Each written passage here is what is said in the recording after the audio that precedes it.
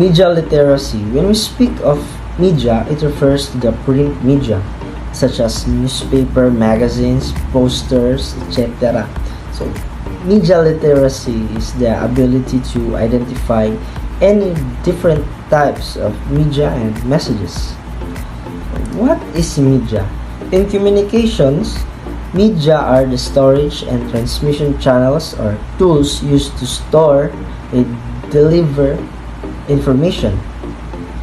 It is referred to mass media or news media, but it is a medium to communicate any data for any purpose. That is media. So, according to After Heidi in 1993, media literacy has the ability to access, analyze, evaluate, and communicate messages in a wide variety of forms. And in addition, Christ and Potter in 1998 defines it as the ability to create messages across a variety of contexts. So, they define media literacy in a it is not limited of source of any message of information data. It is not limited. It can be used in a variety of any variety of contexts and forms. So in 1998, Hobbes he refers it to the process of critical analyzing and learning to create one's own messages in print, audio, video, and multimedia. So I think it refers to the modern school that uses tech to process a critical analyzing and learning to develop students' skill in critical analyzing and learning. So let's proceed to digital and cyber literacy. It is a subset of media literacy which has the ability to locate, evaluate, create, and communicate information on various digital platforms. Excuse me. It has the ability to verify information as factual as well, and identify and avoid communications with deceitful and malicious contents. So it must be credible. And let's proceed to information literacy. So it has the ability to locate, access, and evaluate information from a variety of media sources. So it talks about, when you say media sources, it talks about the newspaper, radio, or televisions, etc. In 2014, according to Boyd, media literacy began in United States and United Kingdom as a direct result of war propaganda in 1930s and the rise of advertising in the 1960s. I think in these times, in this era, media is already manipulated by the government. And media was being used to manipulate perspectives just like us, audiences and readers, thereby giving rise to the need to educate people on how to detect biases, falsehoods and half-truths. The Media Literacy National Leadership Conference in 1993 identified 5 essential concepts or 5 core concepts. The first one is this: all media messages are constructed. The key behind this concept is figuring out who constructed the message, out of what materials, and to what effect. It is important to have a well constructed messages because it can avoid misunderstanding by cultures or any countries.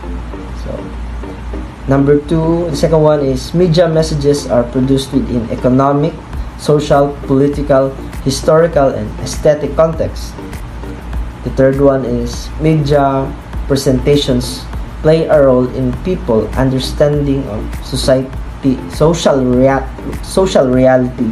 So Media have invented values and point of views. The choice of characters' age, gender, or race, the selection of setting, the actions within the plot, or some ways values become embedded in television show, or movie, or an advertisement, dapat ma-relate siya sa social reality nato and mahatagan pud og respect ang another cultures or political sa ato ang society. And the fourth one is the interpretative meaning making process involved in message reception consists of an interaction between the reader, the text, and culture. Audiences play a role in interpreting media message because each audience member brings to the message a unique set of life experience. Ang mga tao, mga audience or readers is lahi-lahi tag mga life experiences na pwede nato ma-relate sa isa ka text or culture as a reader or as an audience. Differences in age, gender, education, and cultural upbringing will generate unique interpretations sa mga audience, sa readers.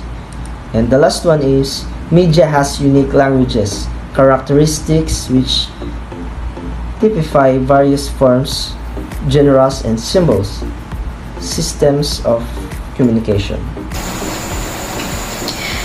Challenges to media literacy education. There are three challenges that media literacy education is facing. First is, how do we teach it? Teaching it as a subject itself might not be feasible given how overburdened or overloaded the curriculum is at the moment. Integrating it into the subject that is currently being taught might not be enough to teach what are essentially media consumption habits, skills, and attitudes that are learned by doing and repetition rather than by mere classroom discussion, according to Colte. Second challenge is how to measure media literacy and evaluate the success of media literacy initiatives. This is what Livingstone and Van der Graaf identified as being one of the most pernicious or either being a bit of tough challenge facing educators in the 21st century. If we cannot somehow measure the presence of media literacy on the students, how do we know that we have actually taught them? So, as future educators, a bit of an experience here. In my junior high experience, our teacher just left us and didn't taught us about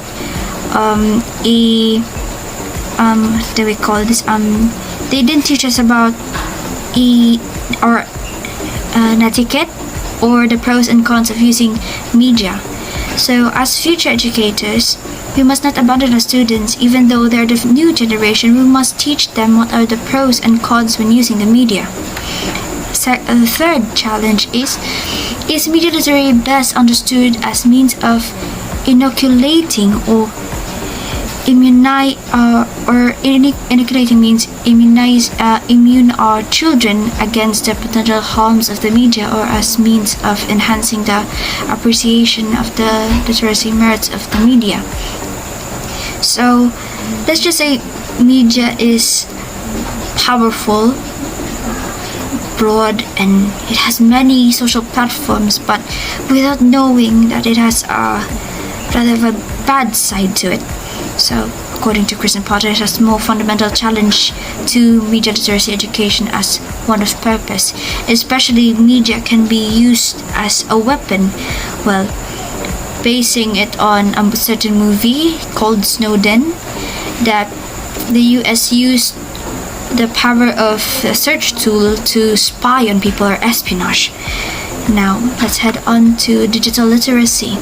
So in digital literacy, as you can see in the pictures that I provided, so digital literacy is more likely the future of learning, education, or many more.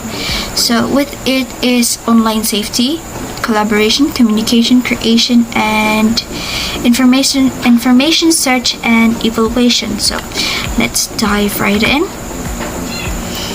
Digital literacy is also called illiteracy, cyber literacy, and even information literacy is no different, in which the text can be actually images, sound, video, music, or a combination thereof. Gihol and Lancashire noted how literacy always has something to do with reading a text, with understanding, and there are many kinds of texts, and each one requires a specific set of skills to understand and make meaning out of them. More broadly, it is the technical, cognitive, and sociological skills needed to perform tasks and solve problems in digital environments, according to Eshed Alkali. Please correct me because I really don't know how to pronounce his name. I'm really sorry about it. So now, below are the competencies listed by Shapiro and use in a curriculum to promote computer literacy to readers. So first is tool literacy. Competence in using hardware and software tools. So my example for that is Skype, Instagram, Pinterest, and it include and even a platform that we use that is Quipper, and many more. You can name them later. Next is resource literacy, understanding forms and access to information resources. Especially now we do search, but we need to know if the thing or material that we're seeking for is legit or not. So we must be careful. Third is social structural literacy, understanding the production and social significance on information. Fourth is research literacy, using IT tools to search and scholarship. Especially when in research, you need to have that stuff. Especially what type of search tool are you using? Fifth is publishing literacy, ability to communicate and publish information, especially now in some certain platforms that we must be aware of what information are we publishing, because let's just say freedom of speech. Here's to that. So we must be careful of what we post in the net, because some of them might be used against us. And sixth is emerging technologies literacy, understanding of new development in IT, and lastly critical literacy, ability to evaluate the benefits of new technologies. So as you can see, we are at the verge of normalizing the use of technology. It's quite amazing, but a bit uncertain, as we all know. So the digital term digital literacy is not new. According to Lanham, in one of the earliest examples of a functional definition of the term, described a digitally literate person as being skilled at deciphering and understanding the meanings of images, sounds, and the subtle uses of words, so that he or she could match the medium of communication to the kind of information being presented and to whom the intended audience is. 2 years later, according to Paul Gilster, Fomey defined digital literacy as the ability to understand and use information in multiple formats from a wide range of sources. When it is presented via computers, explaining that it's not only must a person acquire the skill of finding things, he or she must also acquire the ability to use these things in life. That is all for my report. Hello everyone, so I'm Novia and I'll be going to discuss the skills and competencies comprising in digital literacy. So first, according to Boden 2008, we have here underpinnings. When we say underpinnings, it is the skills and competencies that supports or enables everyone within digital literacy, such as traditional literacy and computers. So it means we as a person, we have an ability to read and write as well as to use the computers in our daily lives. Second, we have the background knowledge. It is how the information is kept and how it is disseminated. Also, it is an understanding of how digital and non-digital information is created from various resources. So for number 3, we have central competencies. So it means it is the skill or competencies and And according to majority of scholars, it is the core of digital literacy today. So, it means that it is an ability to assemble knowledge from multiple sources, such as readings. Lastly, we have attitudes and perspectives. It is an ability to learn how to be an independent as well as to exhibit good behavior in digital environments. Also, according to Bowden 2008, it is not enough to have a skills or any competencies. They must have grounded some moral framework, specifically independent learning. It is an ability to learn what is needed. So next we have the moral or the social literacy. It is how we accept, how we correct, especially the behavior in digital environment. Okay, so this time, let us discuss the information literacies within digital literacy. So, according to Aschat-Alkalay 2004, it draws attention in information literacy as a critical component of digital literacy as the cognitive skill wherein the customers use to evaluate information in an educated and effective manner. So next, let's have socio-emotional literacy within digital literacy. So according to Aschat-Alkalay 2004, it highlights a kind of socio-emotional literacy that is needed to navigate the internet. So next we have the digital natives. So this term was popularized by Fransky 2001 in reference to the generation that was born during the information age. And as opposed to digital immigrants, the generation prior that acquired familiarity with digital systems only as adults and who has not known a world without computers, which is the internet and connectivity. And lastly, we will discuss the challenges of digital literacies in education. So, according to Brown 2017, it is noted that despite the global acknowledgement that digital literacy education is a need, there is a yet no overarching model or framework for addressing all of the skills deemed necessary. Principles of media literacy. First one is that teach media and digital literacy integrally. Any attempt to these principles must first realize that they cannot be separated from context, meaning they cannot be taught separately from other topics. Because we know that media and digital literacy are interconnected to each other, diba? Like, we know that specifically digital literacy is gina-apply niya ang media in a way of internet, smartphones, or any mga or other na mga traditional non-traditional sources, I mean. So in a media literacy, we know that it is all about associated with news, kan mga advertising, or even sa mga mass entertainment. However, on digital literacy, it's all about the ability to use the computers, mga smartphones, or even sa mga social media. So interconnected sila because ginaposes sa media and digital in order to spread the information so that people can use it. Referring to this kind of matter, no, it also improve or develop the critical thinking sa mga learners. It is because it strengthened the observation sa learners, interpretation towards that information nga naka-embedded sa what we call that, the media.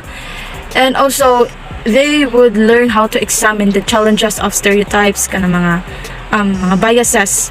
So that's how really important nga kanang we should develop the critical thinking skills sa mga learners para they will get the best used out of the digital technologies. And another one is that media and digital literacy can also develop the moral frameworks of our learners. Like, they would able to use their moral judgment when it comes of whether the messages in the media are harmful or prejudice.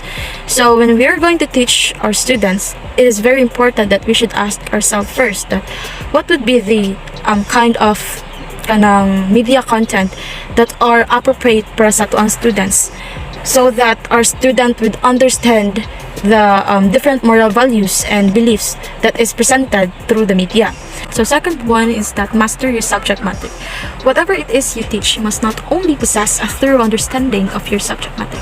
So in the first place now, we must also understand why you are teaching it to your students and why it is important to learn kana nga specific topic nga mong i-discuss. However, as what I have observed kay Sir Fisher, if mag-discuss siya is, before siya mo jump up into expanding the topics is, nasa siya buhaton or na introduction like kanang, for example, sa literacy. Like, he asked us kung unsa ang, or what are the importance of literacy in every field sa atong life. Or, kanang how we can develop our literacy in life. So, before siya mo jump up into expanding sa topics niya, like kanang gina-examine sa niya ang mga students, para ma-appreciate po sa students kung what is all about ang iyahang i-tackle sa iyahang discussion. However, ang mastering your subject matter can also simplify the main points of your topic so that it can easily understood sa ato ang mga learners. So it is very important that you should master your subject matter. So the third one is to think multidisciplinary. Once communication is accepted as important, this opens up new venues where the new literacies can be exercised.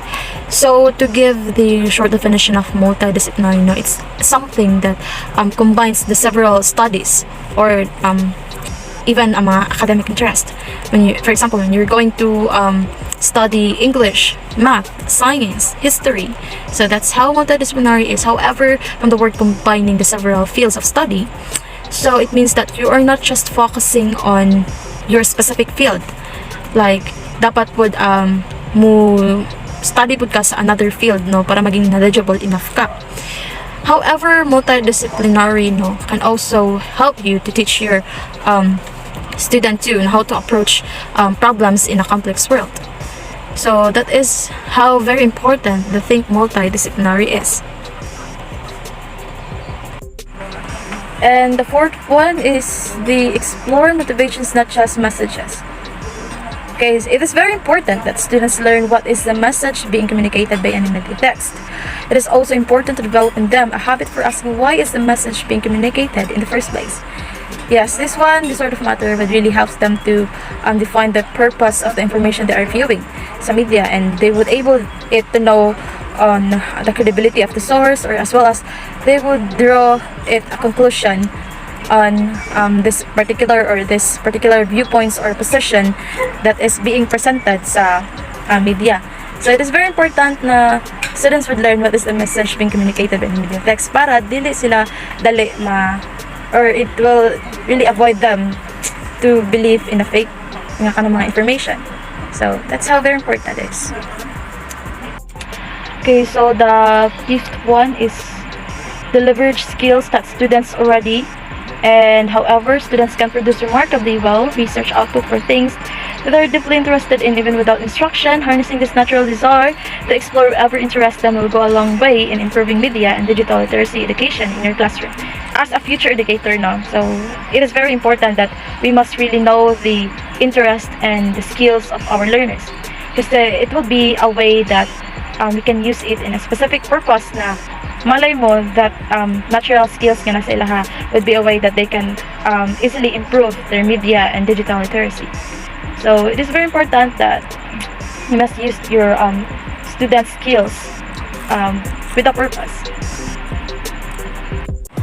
So that will be all about the topic that our coverage for week 4 and 5 about the financial and media literacy. So it is very important that you must know what is financial literacy in order for you to know how to handle your money wisely, and for media literacy, for that you will able to know what will be the exact information, the right information in the media that you are going to adopt and not.